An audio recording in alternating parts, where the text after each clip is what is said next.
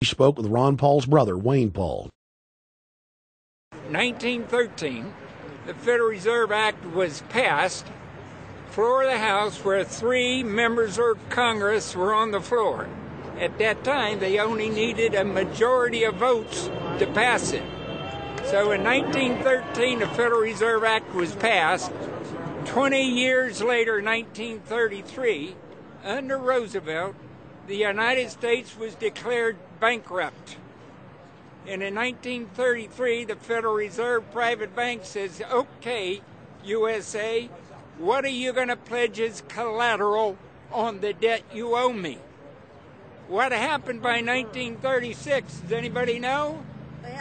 We instituted Social Security system, and you and I and our children and our children's children were pledged as collateral on the debt of our government to the Federal Reserve. And that's where we're at today. It took 20 years to make this country bankrupt, and since then, our government has operated under emergency powers of our government. It is not the president that makes the decision in this country. It's the Secretary of Treasury who turns around and is put in there by the Federal Reserve to manage the bankruptcy. We've been in bankruptcy ever since. So to print $700 billion and to give it away, how do they get away with it? The manager of the bankruptcy is told by the Federal Reserve this is the way to go.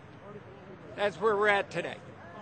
Yes, we should point out, Congressman Ron Paul now has a huge amount of sponsors for a bill in the House of Representatives to abolish the private Federal Reserve crime syndicate. In 1913, the money power of the country was taken away from the people. By constitutional privilege, it belongs with the Congress, but it was given up in the Federal Reserve Act. The Federal Reserve is no more federal than Federal Express, but yet it has the power to determine the direction of use of money in our economy. If we could take that power back and put the Federal Reserve under Treasury, we start to be in a position of being able to control monetary policy on behalf of the United States people. The Federal Reserve is totally private, and Alan Greenspan 2 weeks ago on PBS on Lair NewsHour said on record that they are above the law, the Congress, the President, everyone. No court can do anything. We run America. What is the proper relationship, what should be the proper relationship between a chairman of the Fed and a president of the United States? Well, first of all, the Federal Reserve is an independent agency, and that means basically that there is no other agency of government which can overrule actions that we take.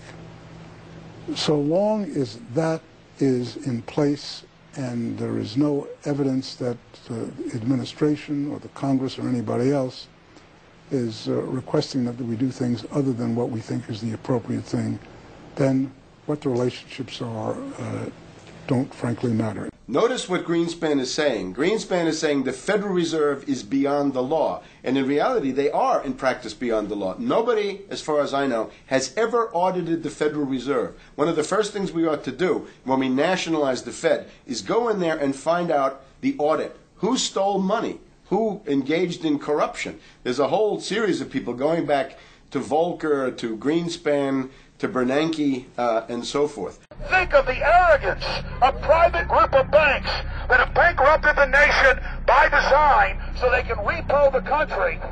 A private group of banks that loaned us our own money back are telling us they're above the law. You are not above the law, criminals. No one is above the law. No one is above the law, and the private Federal Reserve sure as hell isn't either.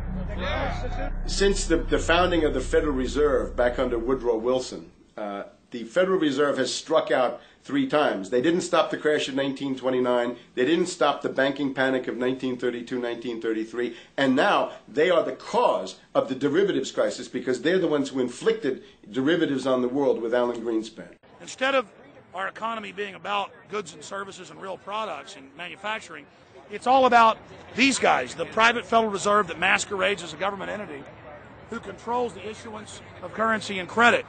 They're the ones that have cut off the liquidity in the market. They told us have a debt-based economy. Then they cut it off once they get us under their thumb and implode the economy so they can consolidate it. And that's what they're doing right now. I mean, it's in their own documents, it's in their own statements. They claim, give us unlimited power, give us trillions of dollars with the Baker bailout bill that's already $5 trillion, not $850 billion as they say. And we'll get the economy going. But they're hoarding the money and buying up other banks that aren't part of the Federal Reserve, buying up insurance companies, buying up roads, infrastructures, media empires, defense contractors. What the banks do is they implode an economy by cutting off credit. And then once things really fall to a low, and they know the low because then they buy everything up and start then putting more money back into the economy, and then they build it back up. So they build us up and then shear us, build us up and shear us. And they're getting ready.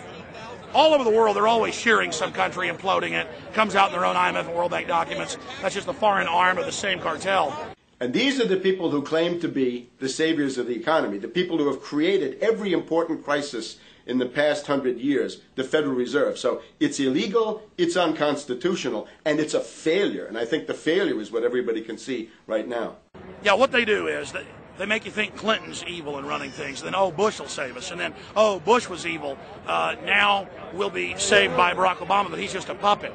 But as we get deeper into this phase, when they implode the economy, they have all the money and all the control.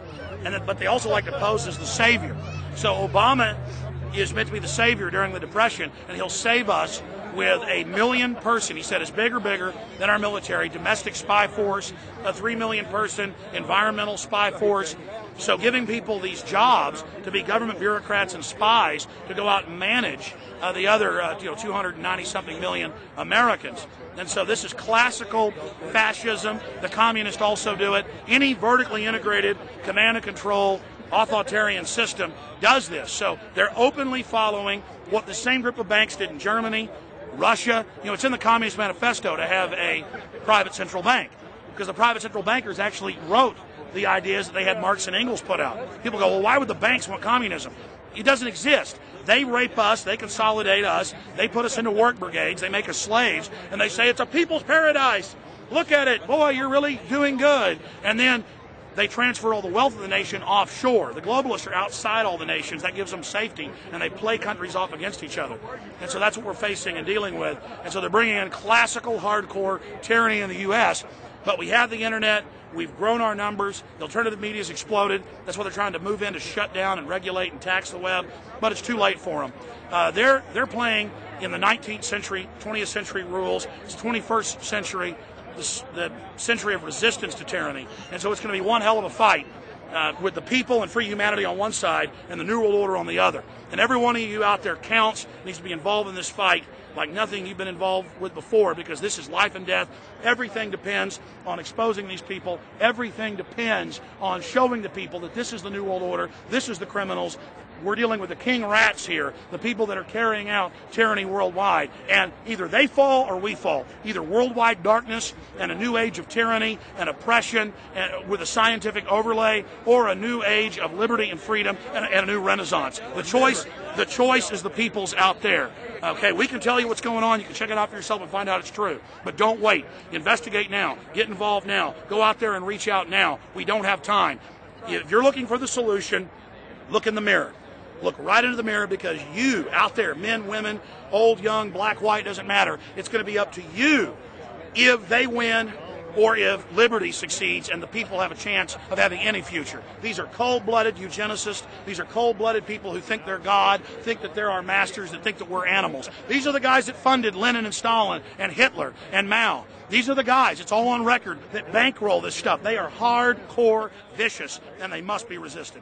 Up until about the Kennedy assassination and the beginning of the war in Vietnam, the United States is a very powerful engine for world progress. It's the assassinations, the Kennedy assassination, and the others in the 1960s, the beginning of the Vietnam War, and the beginning of the absolute domination of the Wall Street group over every other interest. Nobody else counts except the Wall Street money masters. That has now made the United States into no longer a force for progress, but something very different, often a force for destruction in the world. That doesn't need to remain that way. The interest of the American people is to fight to take your government back from Wall Street and make the United States a force for progress in the world, which we easily could do if we could just break the power of the people behind Obama.